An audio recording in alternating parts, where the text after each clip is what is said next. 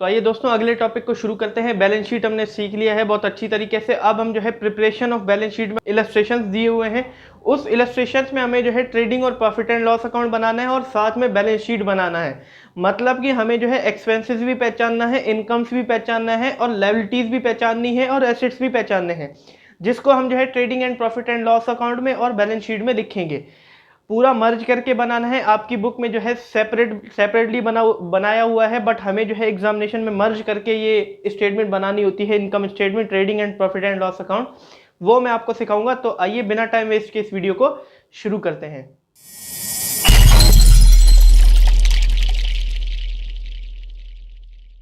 तो दोस्तों trading and profit and loss account और बैलेंस शीट को कराने के लिए दो इलस्ट्रेशन में जो है आपको इस वीडियो में कराऊंगा, इलस्ट्रेशन 4 और इलस्ट्रेशन 5। इलस्ट्रेशन 6 बहुत आसान है, वो आपको खुद करना है।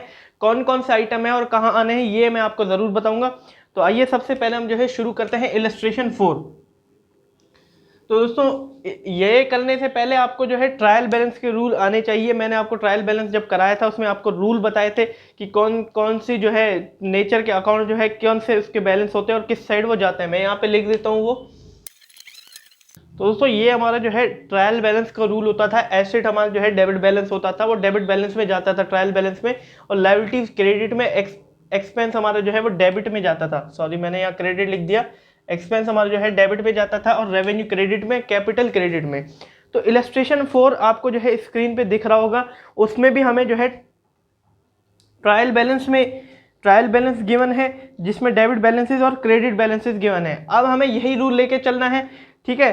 जो भी डेबिट बैलेंस में गिवन होंगे या तो वो हमारे एसेट्स होंगे या तो एक्सपेंस होंगे, ठीक है, ऐसे ही तो होगा। और जो भी हमें क्रेडिट बैलेंस में गिवन है वो या तो हमारी रेवेन्यू होगी या तो हमारी जो है लायबिलिटीज होगी। कैपिटल सेपरेट थिंग है, वो एक ही बार आती है तो वो क्रेडिट में ही होगी। देखिए आपको क्रेडिट में कैपिटल भी दिख रही होगी।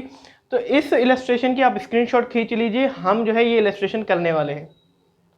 अब यहाँ इस इलस्ट्रेशन में आप देख सकते होंगे कि क्लोजिंग स्टॉक हमें जो है ट्रायल बैलेंस में गिवन नहीं है, ट्रायल बैलेंस के बाहर गिवन है। जो भी चीज़ें ट्रायल बैलेंस के बाहर गिवन होती हैं उसके दो इफेक्ट होते हैं, वो दो जगह आते हैं, ये आपने याद रखना है, ठीक है। क्लोजिंग स्टॉक दो जगह आएगा, क्लोजिंग स्टॉक हमारा दो जगह आएगा। वो हमें बिल्कुल पता है कि एक तो बैलेंस शीट में एसेट साइड आता है और दूसरा trading and profit and loss account की किस साइड आता है, क्रेडिट साइड में आता है, ट्रेडिंग अकाउंट के, ठीक है। अब हम जो है यहाँ पे ट्रेडिंग अकाउंट बनाएंगे और उसके नीचे यहाँ ट्रेडिंग अकाउंट होगा, उसके नीचे हम जो है प्रॉफिट एंड लॉस अकाउंट बनाएंगे। आपकी बुक में जो सॉल्यूशन गिवन है उसमें अंदर दोनों सेपरेटली अकाउंट गिवन है, बनाए हुए हैं। हमें बुक के हिसाब से नहीं चलना, एग्जामिनेशन के पॉइंट ऑफ व्यू से हमें करना है और एग्जामिनेशन में यही मर्ज करके हमें बनाना होगा। अगले चैप्टर जो फाइनेंशियल स्टेटमेंट 2 है उसमें आप देख सकते हैं कि मर्ज करके बनाया हुआ है, बट हमें जो है यहीं से ही जो है आपको प्रैक्टिस करनी है, मर्ज करके बनाना है ऐसे करके, ठीक है। ये फॉर्मेट आपको पता होगा trading and profit and loss account का और बैलेंस शीट का। इलस्ट्रेशन पढ़ लेते हैं। इलस्ट्रेशन में लिखा हुआ है कि from the following trial balance of MS Vikram brothers prepare trading and profit and loss account for the year ended 31 March 2014 and balance sheet as on that date. मतलब कि 31 मार्च 2014 को हमें जो है trading and profit and loss account बनाना है और balance sheet भी बनानी है, दोनों के दोनों। और बस अब यहाँ पे जो है आपको फॉर्मेट बना लेना है ऐसे, और साथ में ऊपर जो है trading and profit and loss account. ये एग्जामिनेशन पॉइंट ऑफ व्यू से बहुत इंपॉर्टेंट है, इसके भी मार्क्स मिलते हैं। ऐसे लिखना है ऊपर trading and profit and loss account,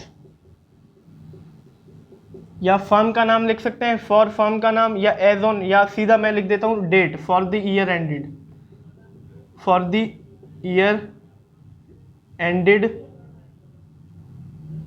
31 March 2014, ठीक है। ऐसे करके आपको ऊपर लिखना है, दो लाइनों में लिखना है। यहाँ मेरे पास स्पेस नहीं है, मैंने एक लाइन में लिखा है, और यहाँ पे भी सीधा लिख लेना है बैलेंस शीट। इसमें आपको जो है फर्म का नाम लिखना ज़रूरी है, ठीक है।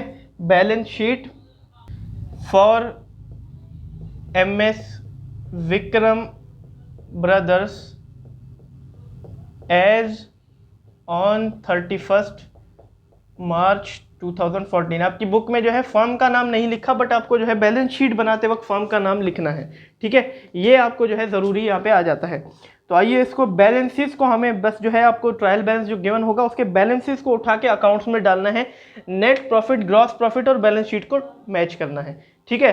और कुछ भी नहीं करना, बहुत ही आसान टॉपिक है ये। आगे थोड़ा जो है कॉम्प्लिकेटेड बन जाता है, इसमें एडजस्टमेंट्स हमारी आ जाती हैं, कुछ भी नहीं है अभी। बैलेंस शीट के हमारे जो है 2 ऑर्डर होते थे, लिक्विडिटी ऑर्डर और परमानेंसी ऑर्डर।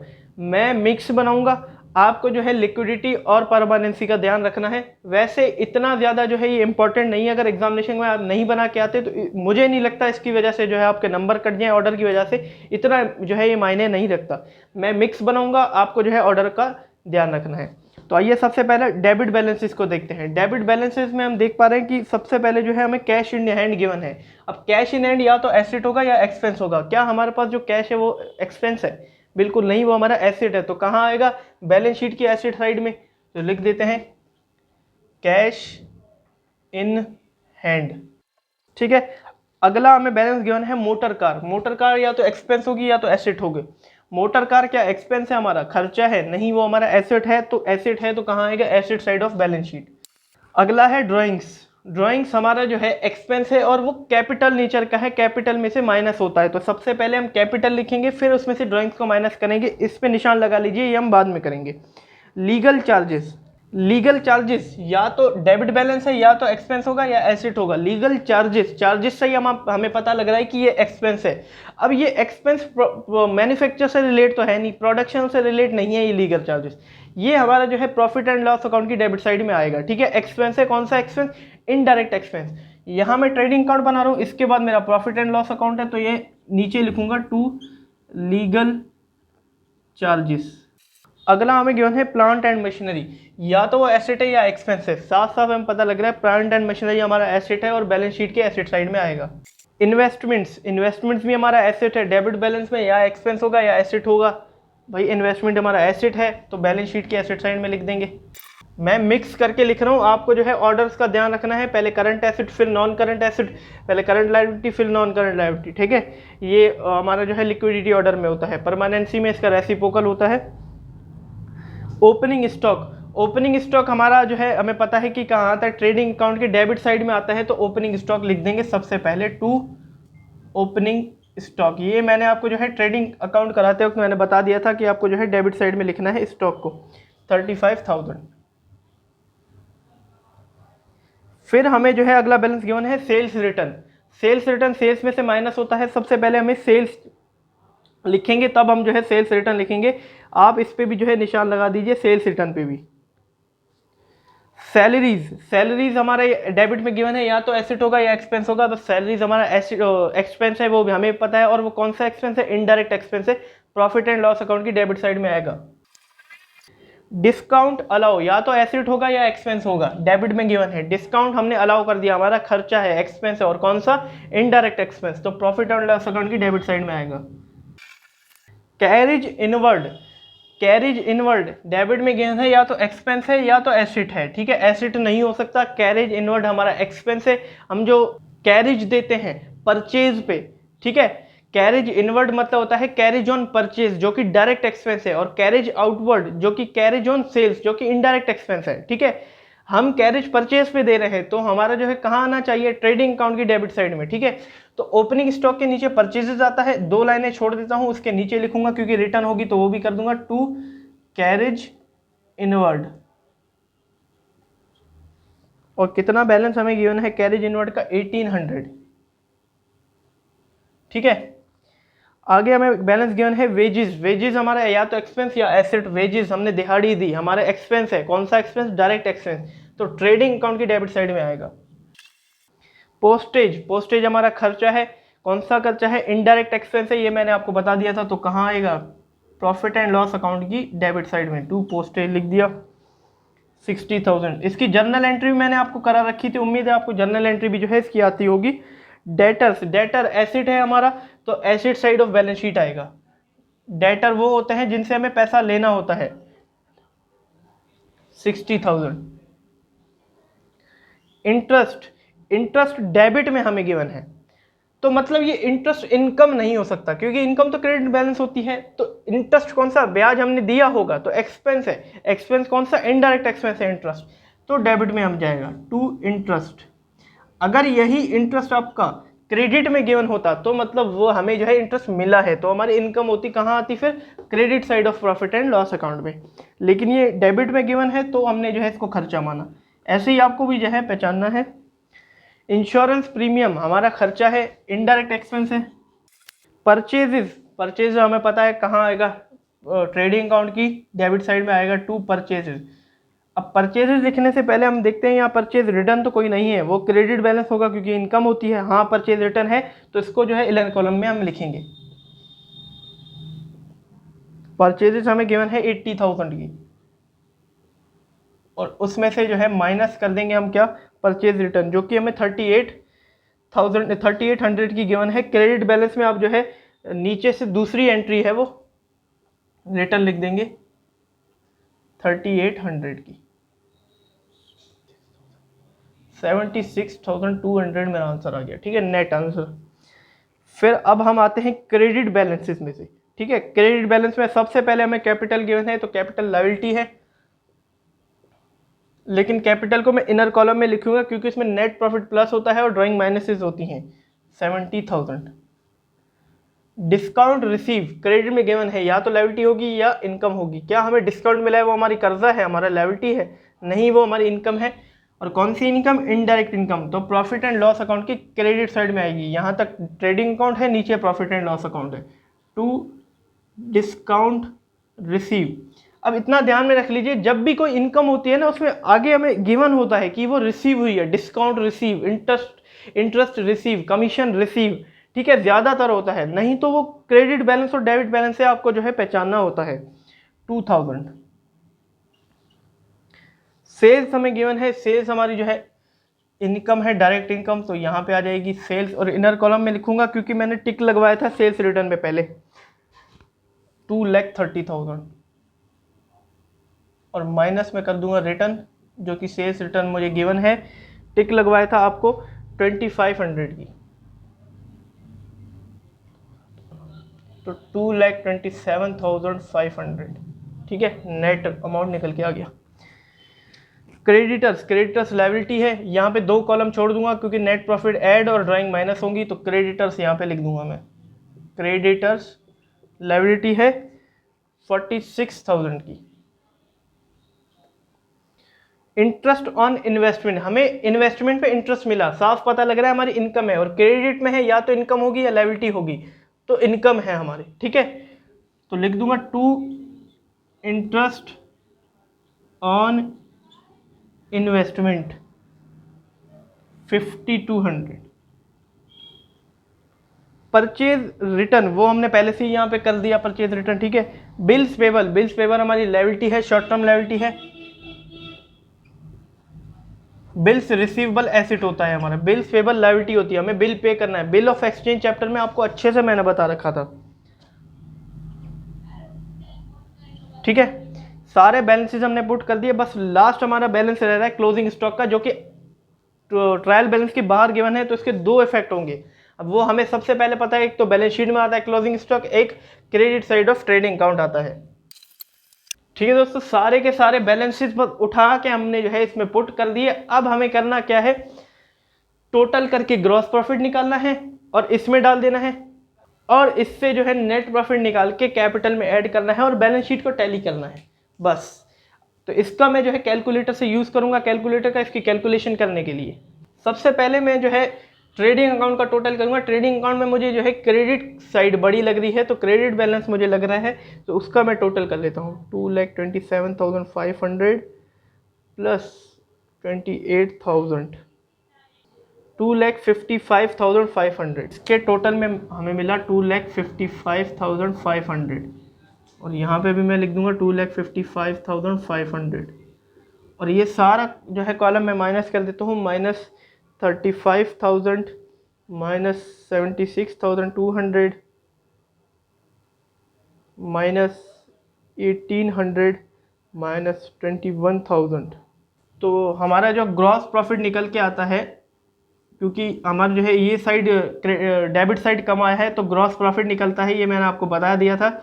और जो निकल के आया है 1,21,500 हमारा जो है निकल के आया है, ठीक है, इसको हम यहाँ पे जो है CD लिखेंगे, क्योंकि हमारे ये CD बैलेंस एक के हिसाब से ट्रेडिंग अकाउंट का निकल के आया है, और वही ट्रांसफर हो जाएगा कहाँ पे हो जाएगा, प्रॉफिट एंड लॉस अकाउंट की क्रेडिट साइड में हो जाएगा। ये मैंने आपको पहले ही बताया था। अब जो है पहली एंट्री हमारी जो है ग्रॉस प्रॉफिट की होती है। मैंने यहाँ पे जगह नहीं छोड़ रखी, इसीलिए मैं नीचे लिख रहा हूँ। आपको पहली एंट्री में ही जो है ग्रॉस प्रॉफिट को लिखना है, तो मैं लिख देता हूँ टू ग्रॉस प्रॉफिट BD। ठीक है, यहाँ ट्रांसफर कर दिया तो BD, और यही 1,21,500 लिख दूंगा। और यहाँ फिर मुझे जो है ये साइड बड़ा लग रहा है क्रेडिट साइड का प्रॉफिट एंड लॉस अकाउंट की, तो उसको भी मैं जो है पहले टैली कर लेता हूँ। 1,21,500 प्लस 5,200 प्लस 2,000, तो इसका टोटल आ रहा है 1,28,700। इसका भी आ रहा है 1,28,700। ठीक है, और सारा अमाउंट मैं जो है इससे माइनस कर देता हूँ क्रेडिट का प्रॉफिट एंड लॉस अकाउंट की, डेबिट का सॉरी। तो 1,200 minus 1,500 minus 60,000 minus 600 minus 12,000 minus 1,500। Postage हमारा जो है वो 400 गिवन था, मैंने फिर गलती कर दी, 600 लिख दिया। पोस्टेज हमारा जो है 400 गिवन था। तो यहाँ पे जो मेरा नेट प्रॉफिट निकल के आता है वो आता है 1,11,500 जो है फिर मेरा क्या नेट प्रॉफिट निकल के आता है। तो टू नेट प्रॉफिट क्या निकल के आया, 1,11,500 मेरा जो है नेट प्रॉफिट निकल के आ गया। ठीक है दोस्तों, यहाँ अब हमें जो है वो ऐड कर लेना है नेट प्रॉफिट, और ड्राइंग को माइनस करना है। तो प्लस कर देंगे पहले नेट प्रॉफिट, वो कितने का है नेट प्रॉफिट हमारा, 1,11,500 का है। और हमारा जो है आंसर क्या आ रहा है सबसे पहले वो देख लेते हैं। इन दोनों को ऐड करते वक्त 1,11,000 प्लस 70,000, तो 1,81,500, और माइनस कर देंगे ड्राइंग्स। ड्राइंग्स आपको पहले गिवन थी, जिसपे मैंने आपको टिक लगवाया था। ड्राइंग्स हमारी है 48,000 की, 48,000, और माइनस कर देंगे 48,000 रुपीज़, तो 1,33,500 हमारा आंसर आ रहा है। ठीक है, अब इन दोनों को टैली करना है, लायबिलिटी साइड और एसेट साइड दोनों मैच करेंगे तभी हमारा जो है आंसर सही होगा। तो इस 1,33,500 में 46,000 34,000, ठीक है, 2,13,500 हमारा आंसर आ रहा है। अब एसेट साइड को हम टैली करेंगे, 500 plus 25,000 plus 60,000 plus 40,000 plus 60,000 plus 28,000, तो इसका भी आंसर जो है 2,13,500 आ रहा है। मतलब कि हमने जो है बिल्कुल सही नेट प्रॉफिट निकाला है और बिल्कुल सही ग्रॉस प्रॉफिट हमने जो है निकाला है, हमारी बैलेंस शीट मैच कर गई। ठीक है, तो इस तरीके से आपको जो है बैलेंसेस को पुट करना है, फिर जो है बैलेंस शीट को टैली करना है। जब तक आप ग्रॉस प्रॉफिट नहीं निकालोगे तब आपका नेट प्रॉफिट नहीं निकलेगा, नेट प्रॉफिट नहीं निकालोगे तो बैलेंस शीट मैच नहीं होगी। तीनों एक दूसरे से लिंक है, तीनों एक दूसरे से लिंक है, तीनों का आंसर जो है जुड़ के आंसर जो है टोटल हमारा निकलता है। अगर एक में मिस्टेक होगी तो दूसरी में मिस्टेक होगी, इस चीज़ से आपको जो है ध्यान रखना है। देखिए मैंने यहाँ पे जो है जीरो की गलती कर दी थी, 60,000 पूरा लिख दिया था, इसी वजह से मेरा आंसर पूरा बिगड़ रहा था। ठीक है, ऐसी गलती आपको जो है एग्जामिनेशन में नहीं करनी, सारे बैलेंस को ध्यान से जो है हमें पुट करना है। अब अगला इलस्ट्रेशन 5 करते हैं, उससे पहले आपको जो है इसको नोट कर लीजिए। तो आइए दोस्तों इलस्ट्रेशन 5 जो है उसको शुरू करते हैं। इलस्ट्रेशन 5 हम कर लेते हैं। ठीक है, ट्रायल बैलेंस का रूल मैंने मिटा दिया है, आपको उम्मीद है अच्छे से याद होगा वो ट्रायल बैलेंस का रूल। तो इलस्ट्रेशन 5 आपको जो है स्क्रीन पे दिख रहा होगा, इसमें भी हमें जो है एक ट्रायल बैलेंस गिवन है, और जो फर्म का नाम है वो है जैस्मिन इंटरप्राइज। 31 मार्च 2014 को ही हमने जो है बनाना है, और बैलेंस शीट भी साथ में बनानी है। तो फॉर्मेट मैंने trading and profit and loss account का दूसरा बना दिया है, और बैलेंस शीट का बना दिया है, और ऊपर लिख देंगे वही जो मैंने अभी पिछले क्वेश्चन में किया, trading and profit and loss account for the year ended 31 March 2014, और balance sheet for Jasmine Enterprise as on 31 March 2014। तो पिछले क्वेश्चन से आपको जो है अच्छी प्रैक्टिस हो गई होगी। ठीक है, ये क्वेश्चन में ज़्यादा मुझे जो है एक्सप्लेन करने की ज़रूरत नहीं होगी, बस हमें जो है बैलेंसेस पुट करने हैं और कुछ नहीं करना। तो डेबिट और क्रेडिट बैलेंस दोनों हमें गिवन है, बट ये साथ साथ गिवन है हमें। ठीक है तो सबसे पहले हम करते हैं स्टॉक से शुरू। स्टॉक लिखा है 1/4/2014, मतलब 1 अप्रैल 2013। तो मतलब ये हमारा ओपनिंग स्टॉक है, और ओपनिंग स्टॉक है कहाँ आएगा, ओपनिंग स्टॉक है तो ट्रेडिंग अकाउंट की डेबिट साइड में आएगा। फिर हमें जो है परचेज एंड सेल्स गिवन है। परचेज हमारा जो है एज अ एक्सपेंस हम जो है इसको ट्रीट करते हैं, तो हमारा डेबिट में गिवन होगा, और डेबिट में इसका अमाउंट 78,500 गिवन है। सेल्स हमारी रेवेन्यू में गिनी जाती है, तो वो क्रेडिट बैलेंस होती है, और क्रेडिट में आप देख सकते हैं 1,54,200 गिवन है। ठीक है, तो सबसे पहले जो है परचेज लिख लेते हैं, टू परचेजेज कितनी गिवन है 78,500 की, तो ये इनर कॉलम में लिख देता हूँ। ठीक है, और यहाँ पे बाय सेल्स लिख देता हूँ। सेल्स हमारी credit side of trading account आती है, और वो गिवन है 1,54,200 की। ठीक है, और यहाँ आप देख सकते हैं नीचे रिटर्न इनवर्ड और रिटर्न आउटवर्ड गिवन है। रिटर्न इनवर्ड मतलब सेल्स रिटर्न, रिटर्न आउटवर्ड मतलब परचेज रिटर्न। सेल्स रिटर्न हमारी एज अ एक्सपेंस ट्रीट की जाती है, ठीक है, लॉस ट्रीट किया जाता है, तो उसका जो बैलेंस होता है वो डेबिट बैलेंस होता है। और रिटर्न इनवर्ड का जो डेबिट बैलेंस हमें गिवन है वो 2200 गिवन है। रिटर्न इनवर्ड मतलब सेल्स रिटर्न। ठीक है, तो माइनस रिटर्न करके मैं जो है ये अमाउंट लिख देता हूँ 2200 का अमाउंट। ठीक है, और रिटर्न आउटवर्ड का अमाउंट है 2500, तो माइनस रिटर्न करके 2500 लिख देता हूँ। ठीक है, तो ये आ गया 76,000 नेट अमाउंट इसका, और इसका जो आएगा 200 काट दे, इसका जो आ जाएगा 1,52,000 आ जाएगा। ठीक है, नेट अमाउंट। ठीक है, 1,52,000। अगला आ जाते हैं डेटर एंड क्रेडिटर। डेटर हमारा एसेट होता है, क्रेडिटर हमारी लायबिलिटी होती है। एसेट का बैलेंस डेबिट होता है, तो डेटर का बैलेंस मैं डेबिट बैलेंस में देख सकता हूँ 16,500, और क्रेडिटर हमारी लायबिलिटी होती है, उसका बैलेंस हमारा क्रेडिट होता है, और क्रेडिटर का बैलेंस मैं क्रेडिट अमाउंट में देख सकता हूँ 18,000। ठीक है, तो दोनों को लिख देते हैं।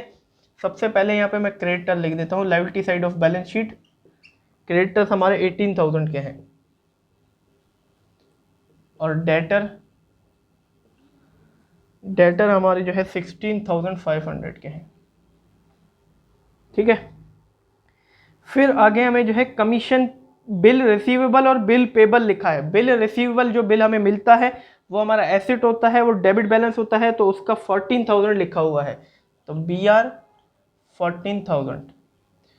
और बिल पेबल का जो अमाउंट लिखा हुआ है वो 21,000 क्रेडिट अमाउंट में लिखा हुआ है, क्योंकि वो हमारी लायबिलिटी होती है, तो यहाँ पे 21,000 लिख देता हूँ।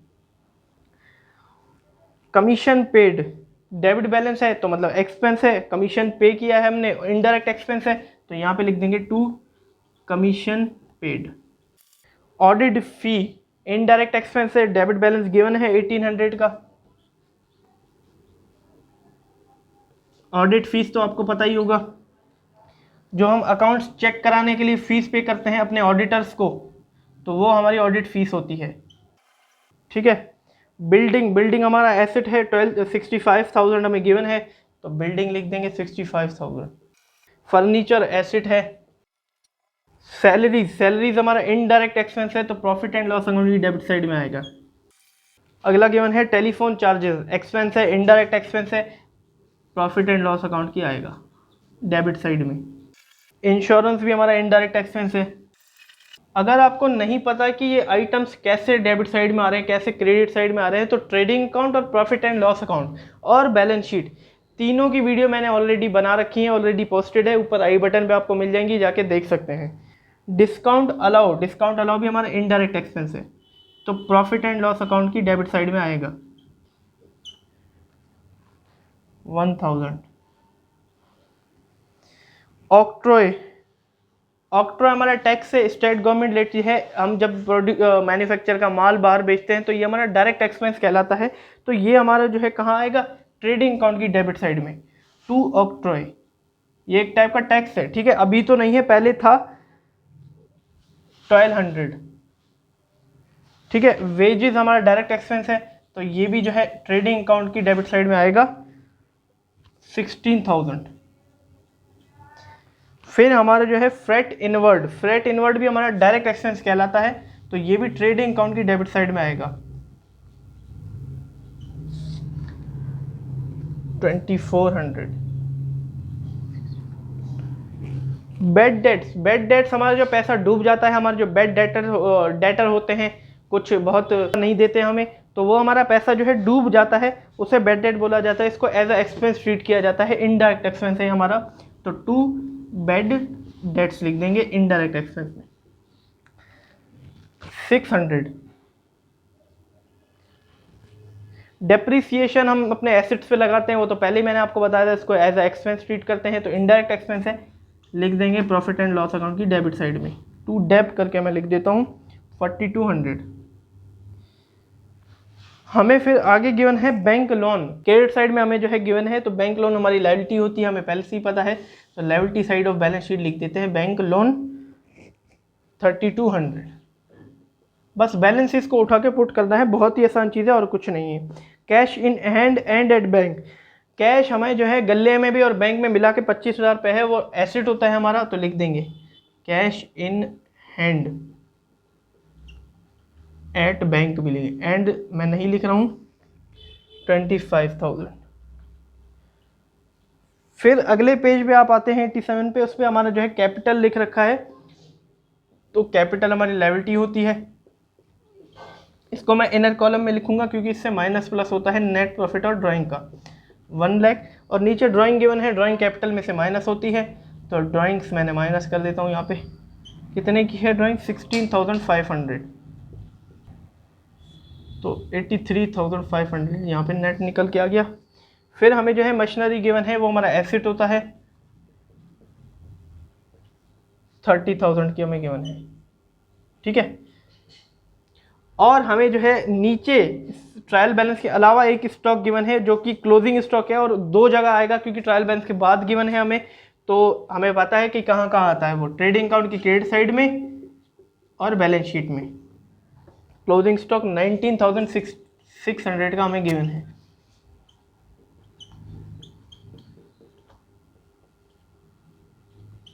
ठीक है दोस्तों। सारे के सारे बैलेंसेस मैंने पुट कर दिए। अब इससे भी हमें क्या करना है, ग्रॉस प्रॉफिट निकालना है, नेट प्रॉफिट निकालना है, इसमें जोड़ के बैलेंस शीट को मैच करना है, कुछ भी और नहीं करना हमें। तो कैलकुलेटर की मदद से मैं ये भी कर लेता हूँ। तो यहाँ पे फिर ट्रेडिंग अकाउंट की मुझे जो है क्रेडिट साइड बड़ी लग रही है, और ज़्यादातर हम जो है एनालिसिस के क्वेश्चंस की बात करें तो उसमें हमारा जो है ज़्यादातर नेट प्रॉफिट ही निकलता है और ग्रॉस प्रॉफिट निकलता है, ठीक है। तो क्रेडिट साइड बड़ी है, तो 1,52,000 प्लस 19,600, तो 1,71,600 आंसर आ रहा है हमारा, ठीक है। 1,71,600, और इसमें से मैं सारा अगर माइनस कर दूं डेबिट का, 2,400 माइनस 16,000 माइनस 1,200 माइनस 76,000 माइनस 18,500, तो हमारा नेट प्रॉफिट जो निकल के आता है ग्रॉस प्रॉफिट, नेट प्रॉफिट नहीं, ग्रॉस प्रॉफिट,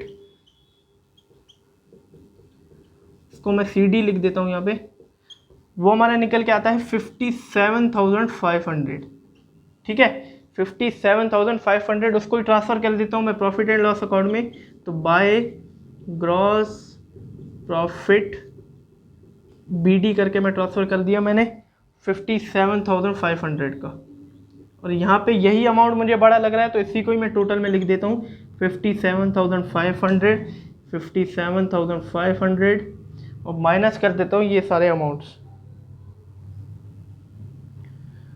माइनस कर देता हूँ 4,200 minus 600 minus 1,000 minus 2,100 minus 4,200 minus 14,000 minus 1,800 minus 2,000, तो मेरा जो नेट प्रॉफिट निकल के आता है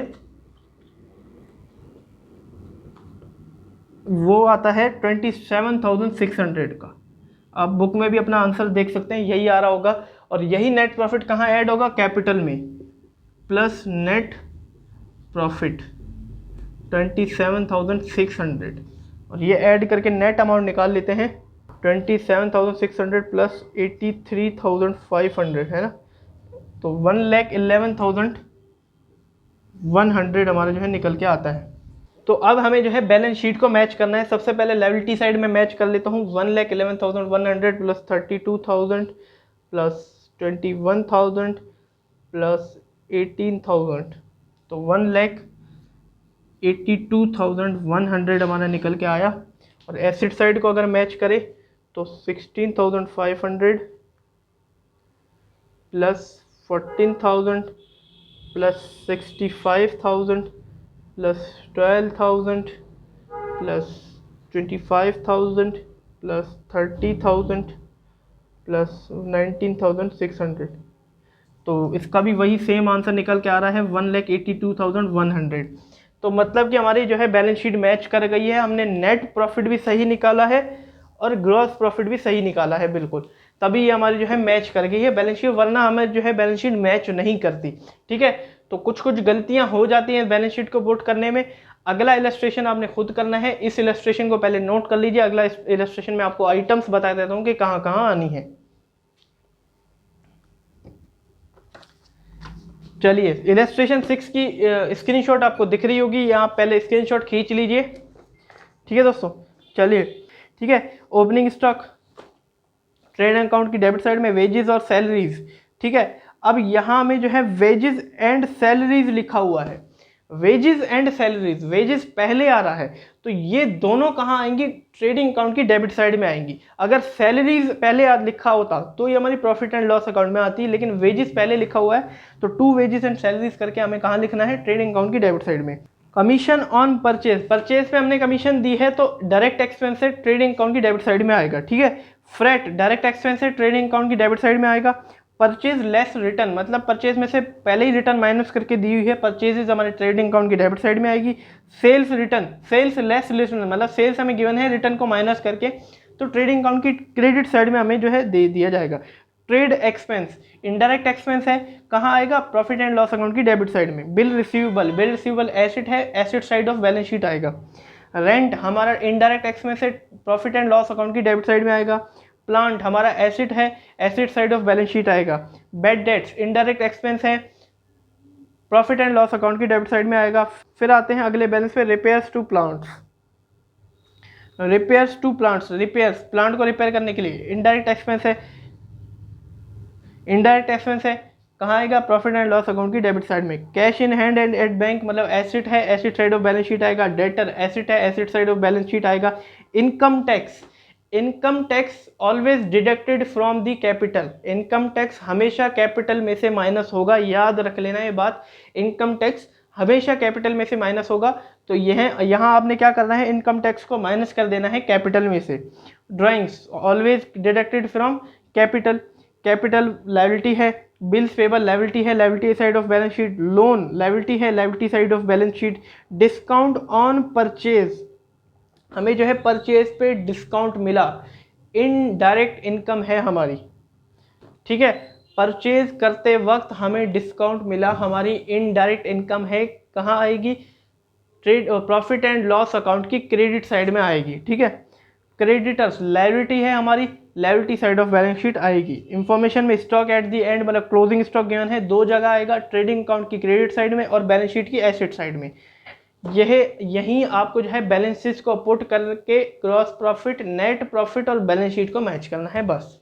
तो उम्मीद है दोस्तों आपको वीडियो देख के मज़ा आया होगा इस क्वेश्चन को आपको करने में। वैसे भी ये जब चैप्टर मैंने भी किया था तो मुझे भी बहुत मज़ा आया था, बहुत इंटरेस्टिंग चैप्टर है।